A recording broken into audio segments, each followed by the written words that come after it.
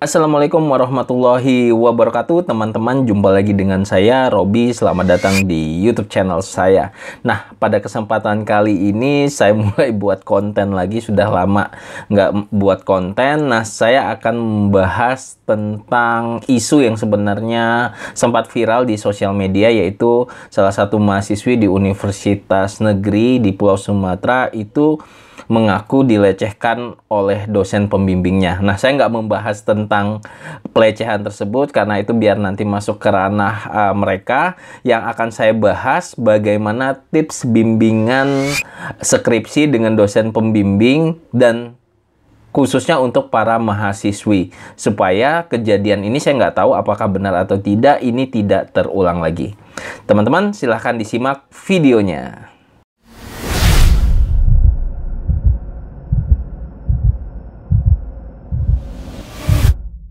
Oke, baik teman-teman semua, seperti yang saya jelaskan tadi, saya ingin membahas saja sih tips bagaimana cara bimbingan skripsi dengan dosen pembimbing, belajar dari pengalaman, mungkin salah satunya yang isu yang sebelumnya saya sudah jelaskan. Nah, teman-teman, yang pertama, ketika kita sebagai mahasiswa yang sedang skripsi, tentunya kita akan bertemu dengan dosen pembimbing. Karena biasanya kalau hanya via chat messengers ataupun via online, kita nggak ngerti apa yang harus diperbaiki, apa yang harus diminta. Tetapi terkadang ada beberapa hal yang memang di luar dugaan kita gitu ya. Nah, yang pertama teman-teman, untuk tips bagaimana bimbingan skripsi itu, saya mulainya dari tempat bimbingannya. Jadi kalau teman-teman mahasiswa ataupun mahasiswi, ketika bimbingan dengan dosen pembimbingnya, sebaiknya di ruangan dosen, gitu ya. Di ruangan dosen, jangan mau diajak keluar gitu, atau di tempat-tempat yang nggak akademis gitu. Nah, karena di ruang dosen itu memang tempat akademis, memang tempat untuk berpikir secara akademik ya, karena suasana ruangan, kita nengok ke kanan udah buku, ke kiri buku. Nah, teman-teman bisa diskusinya di situ. Itu yang pertama. Pastikan kalian bimbingannya di ruang dosen. Yang kedua, sebaiknya Anda bimbingan itu di jam kantor. Biasanya kan dosen memiliki waktu-waktu tertentu ya di universitas.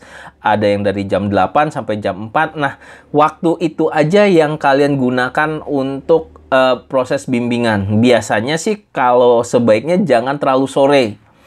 Kalau bisa sih bimbingan dengan dosen pembimbingnya itu dari jam 8 sebelum siang, atau dari jam 1 sampai jam 2 atau sampai jam 3.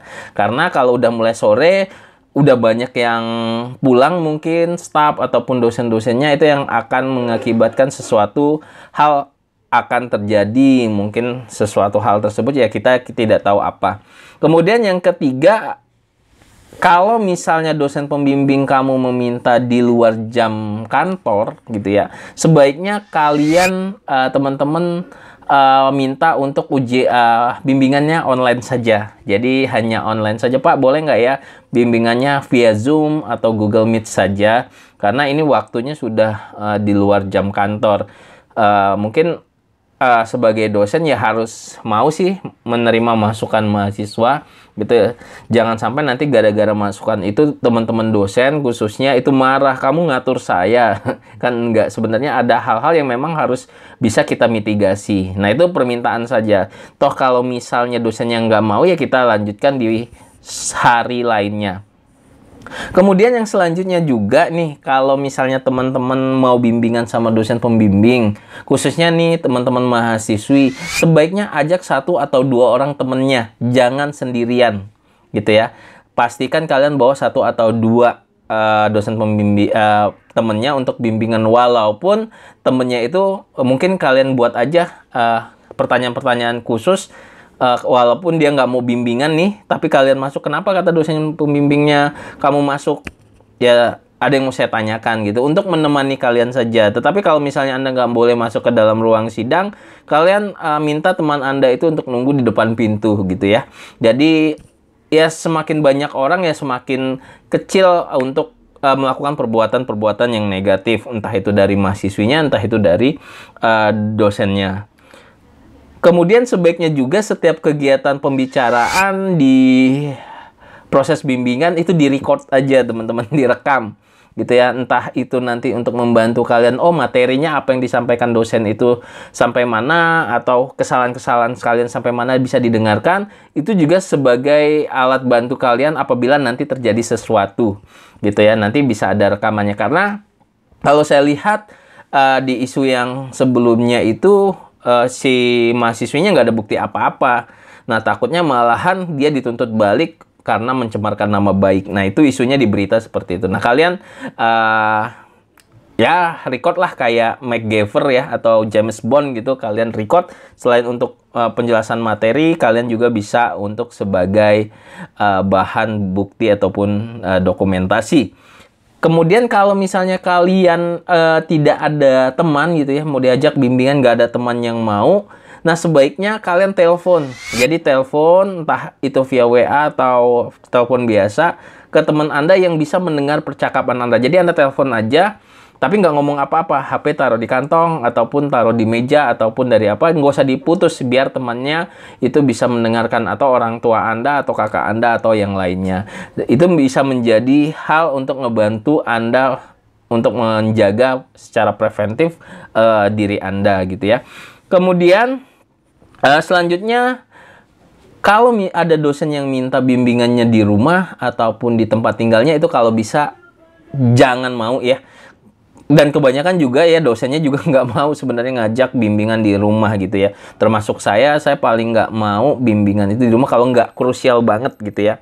Jadi pastikan kalau misalnya ada dosen, yuk di rumah saya aja. Nah itu jadi tanda tanya. Kalau misalnya di rumah itu satu kelas gitu nggak masalah, tapi kalau hanya sendiri itu mendingan nggak usah gitu. Mendingan kalian nanti cari hari lain saat bapak itu atau setiap saat dosen tersebut di kampus. Kemudian apabila ada sesuatu hal, misalnya dosen tuh, oh kamu nanti kalau tidak mengikuti saya kamu nggak lulus. Jangan korbankan, memang skripsi itu untuk masa depan kamu, tapi jangan korbankan masa depan kamu yang lainnya gitu ya. Jadi jangan takut untuk bersuara. Kalau misalnya dosen pembimbing kamu itu seorang dekan, lapor ke rektor gitu ya. Kalau misalnya dosen pembimbing kamu itu ya dosen biasa, lapor ke kaprodi. Atau dosen pembimbing kamu kaprodi, itu lapor ke dekan apabila dia mengancam-ancam kalau kita tidak mengikuti aturan dia secara negatif ya. Tapi kalau aturan positif itu kalian harus ikuti. Jadi kalau misalnya kalau kamu tidak mengikuti aturan dosen tersebut secara negatif, kamu nggak bakal lulus skripsi. Nah biasanya psikologis mahasiswa, kasihan ya orang tua saya sudah membiayai saya, dan seterusnya dan seterusnya dan seterusnya, sampai akhirnya kalian mau melakukan sesuatu yang diminta oleh oknum dosen tersebut.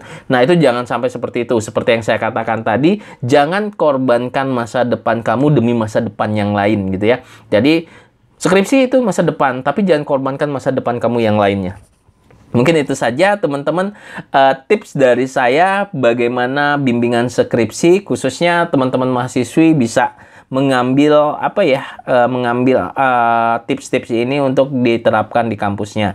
Jadi sekali lagi, skripsi itu penting, tapi ada hal yang lain juga itu penting. Dan ini tidak mengerucutkan semua dosen seperti itu. Ini hanya pembahasan oknum dosen yang kemarin viral di media sosial. Mungkin itu saja teman-teman. Apabila ada salah-salah kata, saya mohon maaf. Apabila saya salah penyebutan dan hal yang lain juga saya mohon maaf. Semua konten ini tentunya saya buat demi kebaikan mahasiswa dan dosen juga gitu ya. Jadi tidak bermaksud apa-apa untuk menjelekkan seorang dosen atau menjelekkan mahasiswa, tidak. Tetap ini demi kebaikan bersama. Mungkin itu saja teman-teman. Terima kasih buat teman-teman yang sudah subscribe YouTube channel saya. Jangan lupa share ke teman-teman juga, like, komen. Follow Instagram saya juga di @robilendra dan @skripsi.mahasiswa. Kita ketemu lagi di video-video menarik lainnya. Saya tutup. Assalamualaikum warahmatullahi wabarakatuh.